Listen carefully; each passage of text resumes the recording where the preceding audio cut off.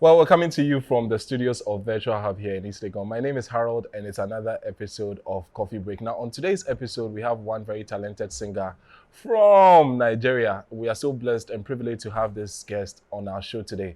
Stick and stay with us. When we return, we meet our guest. It's Coffee Break with Harold.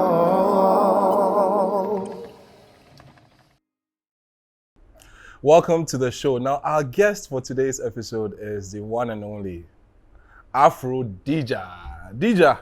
Yes. Is it Dija or Diza? It's actually, well, my real name is Hadiza. Okay. But Dija is my stage name. Dija is your stage name. So why Afro Dija? Because I got big hair, I have a huge afro. Okay. And I just, honestly, it was a play on words of aphrodisiac. Okay. You know, maybe I should have called fan-based aphrodisiacs. But yes, it was a play on that, and I was feeling very sensual and funky about myself. Okay. So Aphrodisia was like a, you know, maybe World and I should do something called Afro World or something. Is this your first time in Ghana? No, it's not my first time in Ghana, but it's my first time on this show. Right. And it's my first time doing an amazing set of media rounds. So I'm so happy and grateful for all the support. Awesome. Yeah. And it's good to have you. I mean, you look amazing. And I just found out that you're married with 3 kids. Is that right? Yes, that's very correct. How on earth is that even possible? Look at you. You don't even look a day older God. than 18. Trust me. Yeah, see why you watching no, me but here no, now? really, how is I'm on, that? I get laundry service for here, right? Just they watch See, me for here. how is that? When I saw it on the tablets, I was like, this can't be true. It's true, and some more, Seth. Really? Some more? Oh, is there a 4th one in the oven? Who knows? By the grace of God, who knows how they go now? Somebody was laughing at me that every time I drop an EP, I drop a baby. You drop a baby after. Well, this is awesome. It's something that a lot of people, I don't think, well, maybe the curious ones who have taken the pain to research, but I don't think it's out there like that. Yeah, I was shocked when people actually tell me they don't really know, but I am actually a private person, so I can understand, although they are on my pages, but like we were talking off air, those Instagram people, they get problem. Yeah. But yes, I have our son is the first one, and then 2 daughters. Wow. How old is the first son? 5. 5.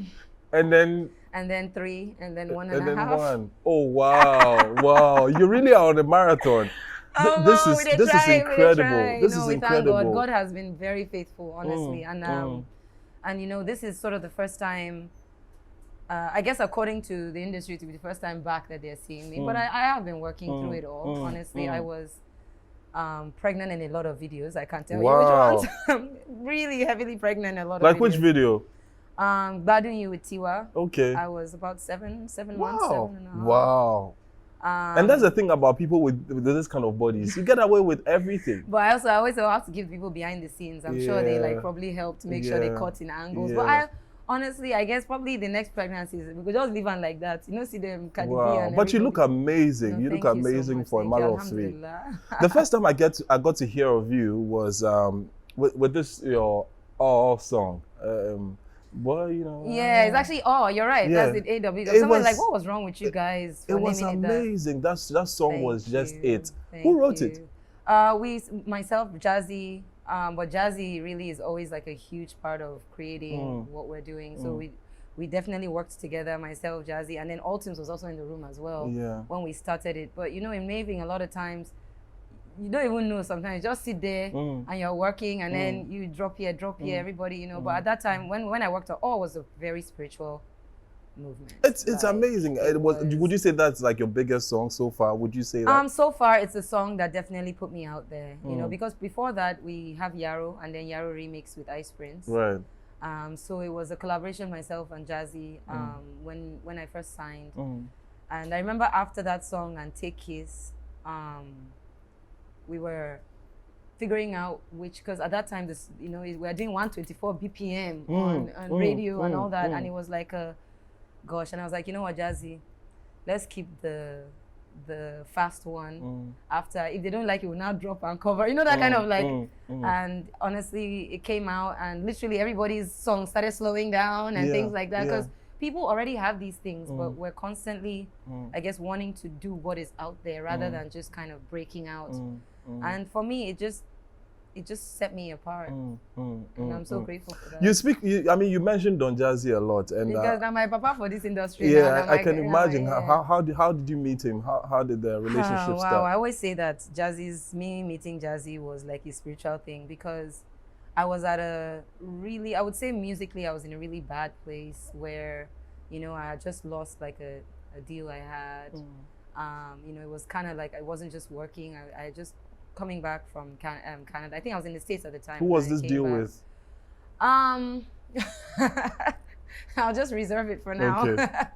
But it was like you know, it's funny. I'm family with this. Was it a Nigerian? Was it a Nigerian label? No, it was in the States. Okay. And I guess truthfully for me that was kind of like a blessing, because it opened me realizing where I wanted to be. I wanted to be back in Africa. You know, I wanted to,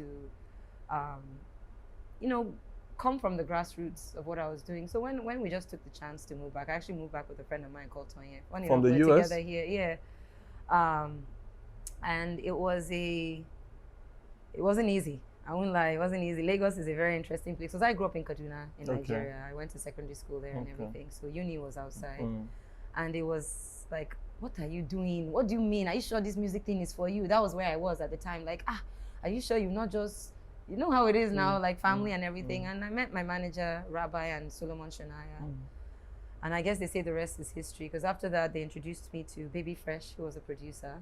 Oh, he is a producer, I mean, in Maven. And from there, Baby Fresh sent my stuff, you know, to Jazzy. Yeah. So how was it in the beginning? Was it just you I mean, he's sending some records across to Jazzy, and Jazzy was like, wow, I like this person. I don't know if it was like that, to be honest. I don't really know what happened behind the scenes. I just know that there was now like, okay, let's go and see Baby Fresh. And I ended up meeting Baby Fresh in Jazzy's place, in the studio.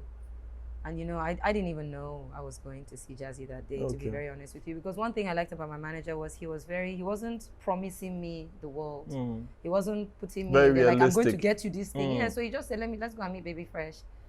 And while I was playing music for Baby Fresh, Jazzy walked in and I literally had to hold my pee. Wow, like, hold your pee? I had to hold my pee because I thought I was going to pee myself.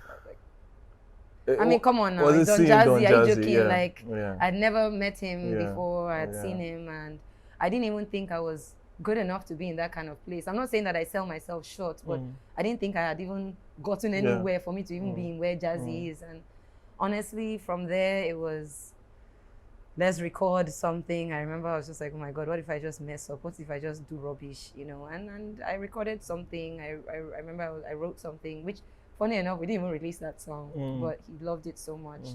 And it was just coming back, you know. And for like 8 months, we were recording. And, you know, I now met Ricardo in the process. We were not signed, by the way. Okay.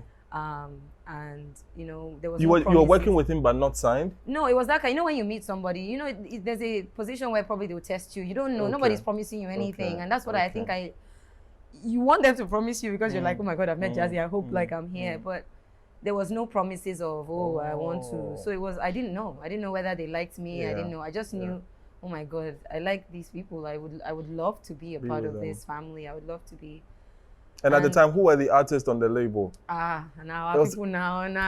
This is Maven now. Them Tiwa, you know, is Dr. Seed, the Prince. You know them now, the big guys, the big guns. And I was just like, oh my God, like, how can one even I was talking to myself, because before, you know, I was telling you, I deal with a lot of anxiety, like extreme anxiety. I don't even know where that comes from, but so half the time I wasn't even talking properly. They're probably like, oh, this man, she mute, what's wrong with this or that kind of thing. But honestly, along the way, God did it, you know. For over 8 months we were recording, doing music, and then all of a sudden I got a contract. Wow.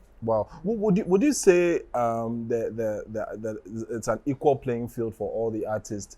What do you mean? On the label, for instance? Because I know there are a lot of artists on the label, so usually one would think that dope ones, very talented, over talented one. There's a long queue waiting outside. You know, but I believe that we're dope because Jazzy helps you manifest musically as an artist. That's why when you ask me, when you say, okay, like, who wrote this or anything, for me is whatever I write, I will take it to Jazzy, like, like, what do you think? Like, how can we make it into, you know, he would just say sing. And I wasn't very good at singing in front of Jazzy.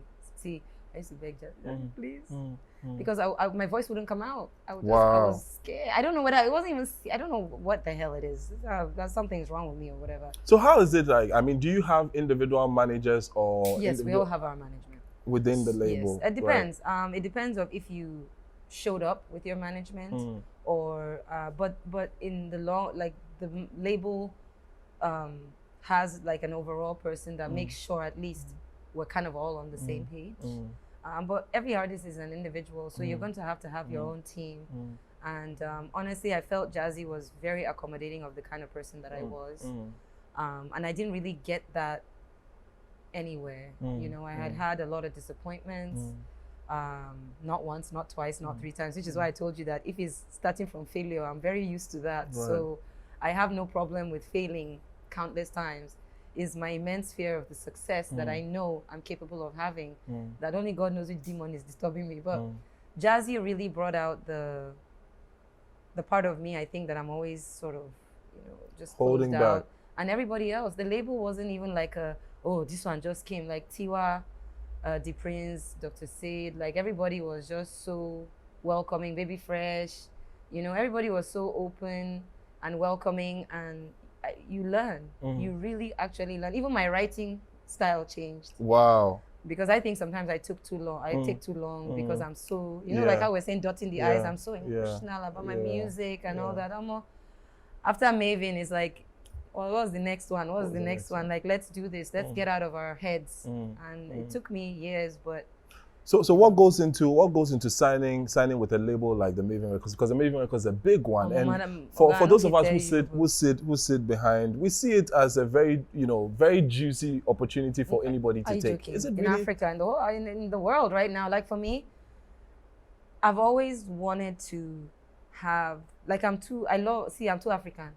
Like I like say, they hold me from Africa and I was out there. Do you understand? I don't want it where it's like another person has. I like having, like, I love African control. I love that I've always wanted us to have control of ourselves, and that was something that I felt Jazzy was able to bring to the table. Like, he gives us as Africans a platform that is international based, you know, but it's here, and you can take it anywhere in the world. You don't even have to, you know, go and. So how much goes into a deal like that? Oh my God, your whole life. When you say how much, it's not a joke. You know, as much as Jazzy is fun, and you know, he wants you to be the best version of yourself, and the idea of it is like nobody wants to sign somebody that doesn't end up becoming successful at what they're doing. And I'm sure, like, and Jazzy takes us as his family, and that was what for me that I loved about Maven. Maven is not just just enter, commode kind of thing. It's like once a Maven, always a Maven, you know, that kind of thing. Yeah. It's family no matter what. And that's what I loved and I held on to during this. I'm a very family-oriented person. Like, I love my family. I love my family so much. So for me, Jazzy made it, he gave me my opportunity. You know, he gave me that extra opportunity. Like I had, like in Canada, I'd met a couple of people and I, you know, won a competition. And like I said, but in Bono, they do that family something. It's each one for himself. Just justify your inclusion. Like, I mean, I don't blame it because sometimes things get cloudy and I guess it can affect, you know, emotionally. So I grew, I don't know if I can use, I grew balls. I grew some balls like when after, because it's a huge opportunity, you know, it's a huge one. And then in between that, I went through life. When I signed, and as soon as I signed, maybe like a year and a half or so, you know, I got married, I had babies, and it was a lot of things happening. But I thank God for keeping me. I'm a trooper, I'm a soldier. I'm a soldier. Well, indeed you are. The Nigerian music industry has been perceived to be a very successful one. I mean, I wouldn't say across Africa, because now, you know, Afro music is going very, very, very fast. So across the world, you know, artists from Nigeria per se are making a lot of money. Nigerians are hard workers. But aside that, don't you think that there's some form of help that you get that other people don't get? For instance, the Ghanaian counterparts have always registered the fact that we don't get enough investment, we don't get enough help from here. How different is it in Nigeria? The thing about Nigeria is whether you get the investment or not, we feed package them for you, tell you say we get investment. Safe. We work. Well, if you don't give us, we'll find a way to do it, and that's what I feel pushes Nigerians, amongst like instead of you to sit down and complain, they not give you do or die. You go find how you go do them, and you package yourself in a way where, because this whole thing sometimes now packaging. Life begets art. Yeah, like, so art. if you emulate what you want to get, I'm not telling you it's very easy. I can't tell you it's not easy. I mean, that's why I always say I'm very grateful, because I feel like Africa, see the talent now, because they don't see you, it doesn't mean because the ones they are seeing means they are more talented than the ones that no. Now the one way they see, now the one way get platform. Like every single person, even like my disappointments, those same people help me too. Like when I say because you help me realize this is not what I want to do. It might not be, you also help me understand that this is not where I want to be as well. So I have to take everything. I think for me is my mindset as well. And I think a mindset in the music industry and industry in general, you need to have a very strong mindset. It's not for the weak-hearted. I had my breakdowns. It's just you're not seeing it in public. I have my bad moments. I have my disappointments. I have the things that I've failed at many times. But a lot of times, Instagram gives us only a minute to talk about what we want to. So we give you the best. But please, I'm a huge mental health advocate. You have to have your mental health right. Like. Well, guys, we're still hanging out with DJ right here on Coffee Break. The conversation is getting very interesting. Stick with us. We'll be back after this. It's Coffee Break with Harold.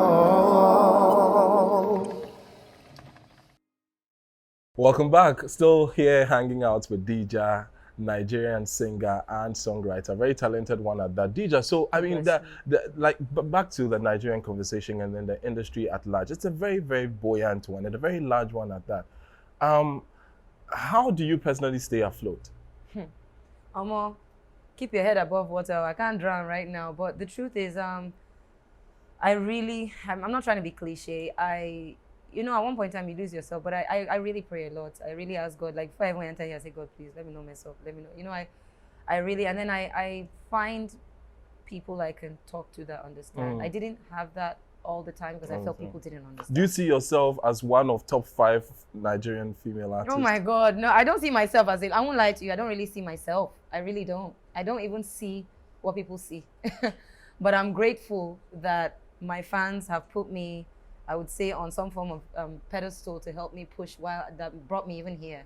But I really don't see myself as like that. I just see myself as this entity that has a focus of what I'm trying to do. And I'm praying to God that everything I touch turns to gold. Who are your top 3 female Nigerian artists? Oh my God. It's so funny that you say who are my top 3 females. I don't really have, I mean, obviously, no matter what, Tiwa has always been my, and the reason why is because before Maven even, she replied to one of my DMs. Every time I say this, she's always like, oh my God, I don't even remember that. But the truth is, I like how people,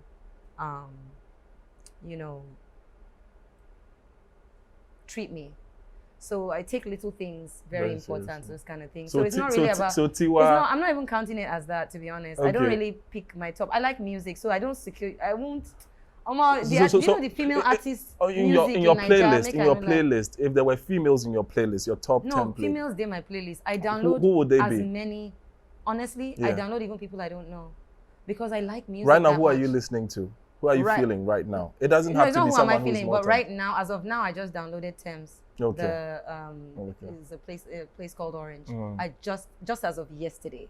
So that's just my recent. Okay. But honestly, all our female artists for Nigeria, then they my playlist. No be because of we work hard, and I feel like there's this support system, whether it's said or not. We push, we see ourselves, we inspire ourselves, and I'm just focused on trying to make me like an amazing artist. So I don't really look at it as a top. I'm just so focused on Deja. What the hell are you doing, Abeg? Focus on what you are doing. So you see Deja, Hadiza, and Afrodisha, those 3 people. They are all that matter. Right now. All that matters. Right now, are they, Makes like sense. so. But honestly, like in terms of like just in in Kano. You know, we were just in Kano, and it's been a while I just saw Yemi Alade, and I was just like, oh my God, it's been a while. We've all been working so hard. So once you meet, the respect we all have for one another is so different. So it's not about who is my top three. It's just like, who am I vibing with at this point? Who can I create? And then if we're not creating, you know, I always make sure I keep a positive outlook, because, you know, it's just, if you know me and you know anybody, you know me, I'm a very positive kind of spirit person. Mental health, they worry me, so I don't like anything where they give me stress. Any drama. But if drama come, we go do them. But I trust that. Yeah, like I always carry last. Yeah, so the 3 females that I've been focusing on, I told you, these are Disha and Aphrodisia. Then those ones, then they give me stress. Yeah. So You have a new EP out. Tell us about it. Oh my God, like Afropop, APHROPOP. That was the first EP I dropped after around the time I just had my 3rd child. Okay. And the song Jonah is one of the top that I've been pushing on it. Jonah is a love song. How's it doing? Jonah is treating me well. That guy is treating me well. You know, Jonah is something I worked on with DJ Kublon and Clem. And at the time that we worked on it together, honestly, again, I was back. It's like the times when I'm like falling into, I don't really want to call it like a depressed state, but it's like the state of just feeling like, where do I go from here? You know, God has a way of just opening sounds and different things, and music is always my go-to. Do you have any projects cooking with any Ghanaian artist? Like I just said not too long ago, Efia, I just saw her in Ghana. Okay. I mean, I just saw her in Nigeria, right. And I told her I was going to be here, and I've been trying to get her into the studio for some. It's actually me, Seth, that is just. So I'm hoping that before I leave, How about the males? I can get into. Funny enough, I haven't reached out as of this year because, you know, I kind of went out. So I really would love to do something with Shatta Wale. I would really love to do Why that. Shatta? Because I met him on a plane one time. And like I said, it's because it's from when you meet somebody, you can, I don't know how to just, you know, for me, I'm very open with working with who wants to work with me, because I think music picks you. You don't pick what you want to do. That's why when you ask me, like my tops, is just tell me what's my mood, what's your mood right now more, because music picked me, I didn't pick it. So when I met him on the plane, I was just like, oh my God, this vibe will be crazy. And it's just, I know that people will not expect something like that, so I know that would be really dope. Awesome. You know, and obviously your top artists, your different top artists that are here, you know, like Sarkodie, and I would love to also work with Jackie as well. I think she's really cute. But outside of that, honestly, I'm ready to work with who wants to work with me, because you never know what you can create. You might want to work and you realize you didn't gel. Chemistry is huge. So until I meet you, I'll know that we have chemistry. Well, Dija, thank you so much for coming through, man. You're doing amazing, and it's such an honor to see you in person and also to have you on the show. It's been a pleasure. Thank you so and much. I wish you all the best in your endeavors I as knew well. this whole time I didn't have my coffee. Well, let's take a sip before we call it a day. Well, viewers, we've been hanging out with Dija right here on Coffee Break. It's been an amazing session. Thank you so much for watching. Remember, the show came to you from Virtual Hub Studios here in East Legon. My hat's from the Mixed Vintage, and you know, Cafe ACCRA, always making sure that we are refreshed on the show. Same time next week, we'll be back your way with yet another exciting guest. Thank you for watching. My name is Harold.